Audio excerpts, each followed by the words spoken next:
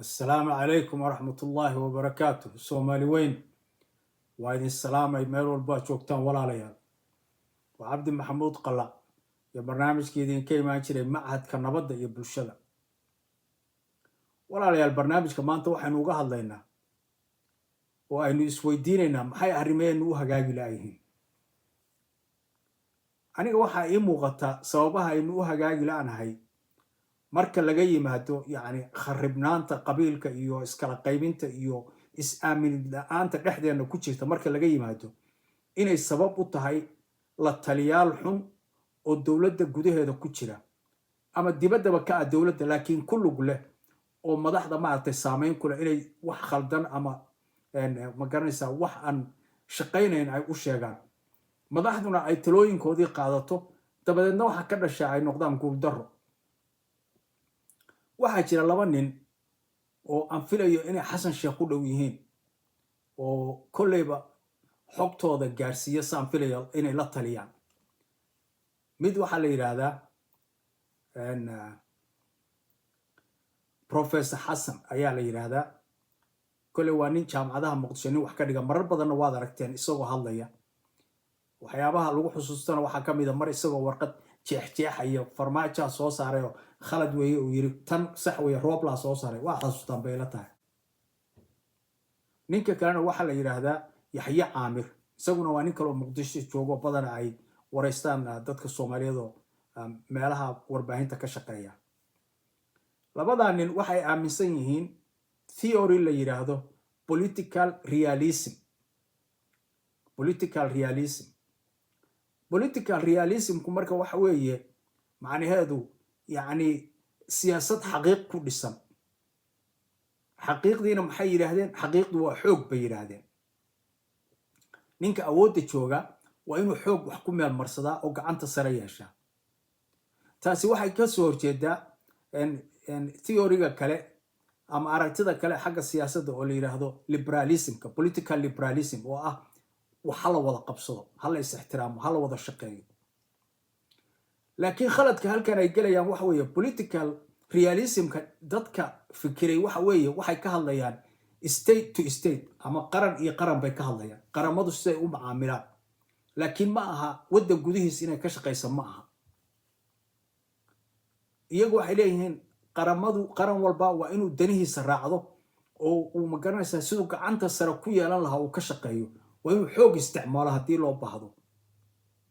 waa inuu xoog isticmaalo waa inuu ka hor yimaado burburiyo cid walbo maaragtay isku dayda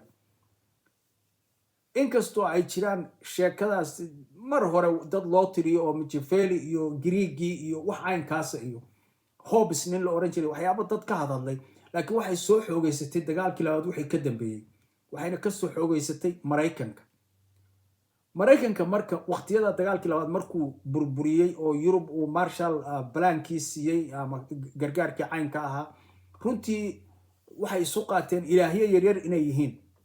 fikrado badan iyo waxyaabo badan baa ka soo baxay American exceptionalism wax la yiraahdaa soo baxay yani America inay cid walba ka horeyso wax la gaari kara aanay ahayn oo gooni ay tahay jaamacadahooda waxyaabo badan baa laga dhigi jiray oo siyaasadda dhaqaalaha magaciisiga ku saabsan horumarra waa gaareen xagga sayniska iyo wax dhinac walba runtii waa gaareen waxtaasi la xaqiri kara maaha marka adduunka tusaale u ahaayeen tusaale ahaan waxaa jiray niman theory xagga dhaqaalaha keenay oo la oran jiray Chicago Boys la oran jiray oo ma garanaysaa iyaguna yiri dowladdu inay waxba gacanta ku yeelato ma aha Latin America iyo meel walba iyo waxyaabihii dowladdu lahayd oo kambaniyashii dowladda iyo wax walba ay burburiyeen markaasi waxay geeyeen American companies oo yiraahdeen maalgelin sameeya wax walba waa dumeen ma shaqaynin theoryga waa laga shalaaya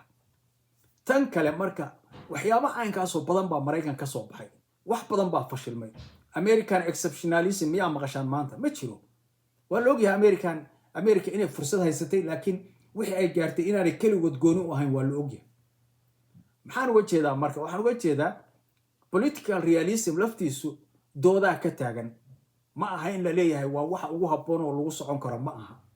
dad badan baa leh war khatar baad adduunka gelinaysaan adduunku wuxuu u baahan yahay wada shaqayn iyo is ixtiraam iyo is aaminid dad kalena waxay leeyihiin may uma baahnayn waa inaanu gacanta sare yeelanaa waayo ma jira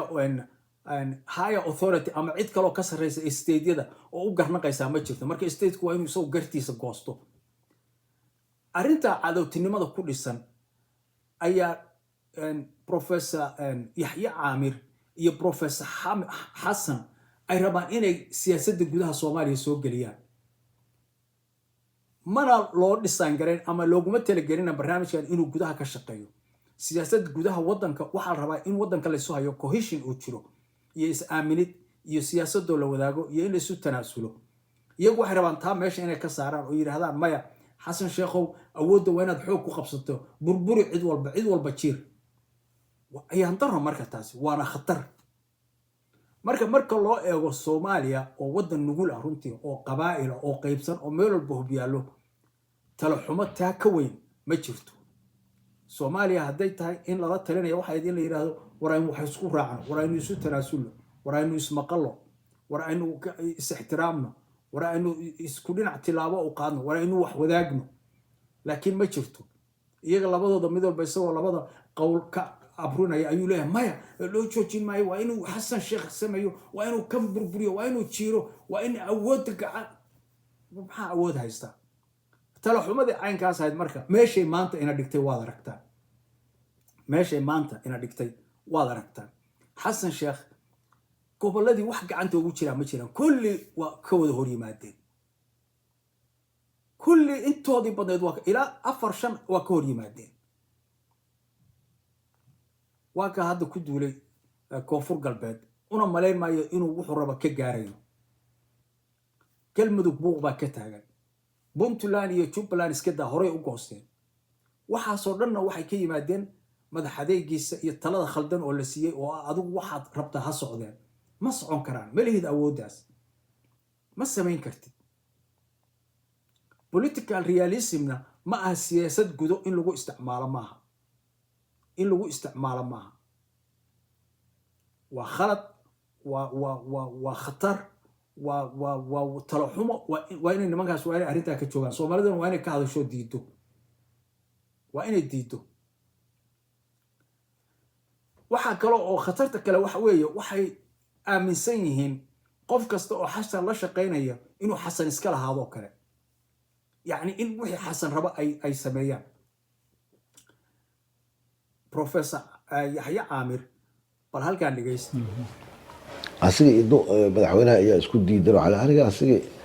أصلي حمزة وأمه ما إنه حسن شيخ توصل هوري باريان وإلمي ودتك أكتيس كصوبر باري وسياسة العام إنك استو حسن نصيب كيسو وبديها أنتو قفوا حوا إلى نصيب وقول لك موت أنتو وحطوا لآخر كل واحد جرتوا حسن شيخ أنتو قربك سوا قبتي أبدا أنت هذا دول يحيى وحو كليه هاي حسن dadku soo qaan qabtay ba ku caasiyay oo caynkaas oo ayaan daro duqa war xasan dadka iskama leh waa loo baahan yahay dadka siyaasadda ka shaqeynaya inay isfahmaan inay ummadda danteeda ka wada shaqeeyaan waa loo baahan yahay laakiin waxa isku xirayaa ma aha adiga ila iyo adiga fiican ma ahane wax weey maslaxadda ummadda iyo sharci iyo nidaam iyo policy ila raacayo weeye shakhsi ma aha arrintu waa arrin qaran arrinta qaranka sida ma u wada wadayna oo kugu raacsana waa wadayna haddaad ka leexato marka waa laga tagayaa wadadku waa inay ku diidaan xaq bay u leeyihiin waayo maslaxadii wadanka ayaad burburinaysaa hadduu xasan musuqmaasuqa la dagaalami waayo hadduu dadka hantidooda dhaco hadduu caruurtiisa iyo qaraabadiisa iyo maaragtay uu naas nuujiyo oo maaragtay u eexdo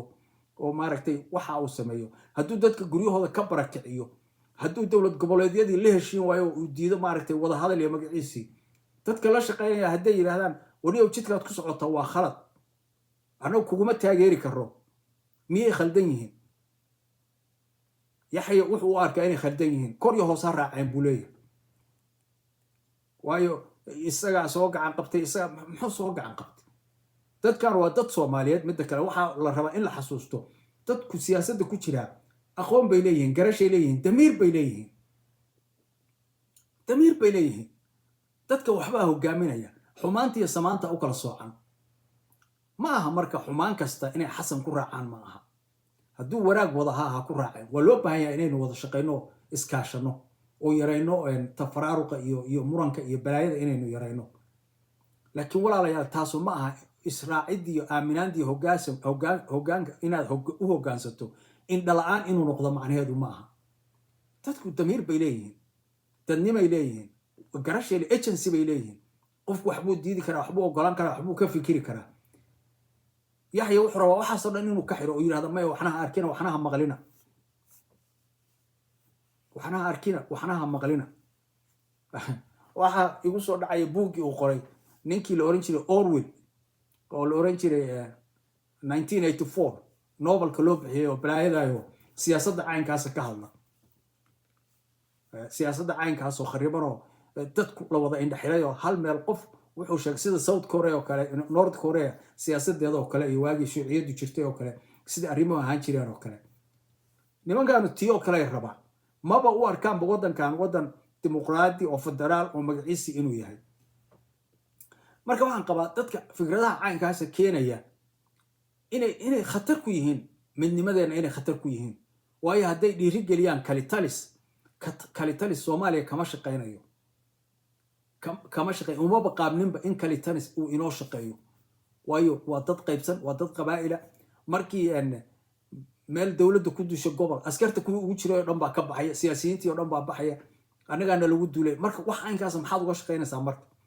maad wax dadka isu keenaya ka shaqeys maad tilmaanteed war waxaas uga bixi karaa qofka talada haya maad kula talisaan oo tiraahdaan war ha xadaafin ha xadgudbin waa inay waxa yiraa jiraan nimanka madaxda haya wax celceliya waa inay jiraan baarlamaanka celceliya oo ka diida maxkamadaha celceliya warbaahinta celcelisa ma garanaysaa civil society ama ururada bulshada kaco oo u dooda xaq oo celceliya inagu waxaas xayntaabo xasan waa jiray nimankana waxay leeyahay loo baneeyo hadda Donald Trump maxay Mareykanku inta dadkii baa kacay waxay leeyahay no king in America no king boqor halkan kama shaqeynayo maxkamadihii baa diidaya wixii uu maartay meel marsaday oo dhan canshuurihii uu alaabta dibadda ka imaanaysa ku soo rogay waxa la dadkii ha loo celiyo sharci darro ay ahayd dad buu diro dhoofiyo waxa la dib ha loo soo celiyo qofka awoodda jooga waa rabaa inuu noqdo wax walba u furan yihiin wuxuu raba iska sameeyo laakiin waa sababta loo sameeyo waxyaabo xadida oo celceliya inagu marka waxaan rabnaa madaxdeena wax celceliya inaysan jirin haddaan madaxda wax celiyaa jirinna waxaynu noqonaynaa arrintu faraha ka baxaysa haddii aynu marka weyno isfaham iyo wada shaqayn maxaa ku xigi kara khilaafkuna muxuu dhalaa dagaal iyo buuq iyo dhibaato dagaal iyo buuq iyo khilaafna waynu ka soo daalay miyaynu ku socon karaa waynanu marka bedel keeno war maxaa shaqaynaya waa inaynu raahno laakiin ayaan darro waxaad moodaa dadka Soomaaliyeed inaanay waxba ka baran waxa ay soo mareen muddada 40 sano ku dhow waxa ayaan darro kala ah marka dadkeena aqoonta leh oo dadku u tagayaan wax weydiinayaan ay sida u dhusan yihiin oo sida u hadlayaan ayaan darro kala ah Cabdi Maxamuud Qalla iyo barnaamijkeedii ka imaan jiray Machadka Nabadda iyo Bulshada sida ay nabadgeliyo walaalayaal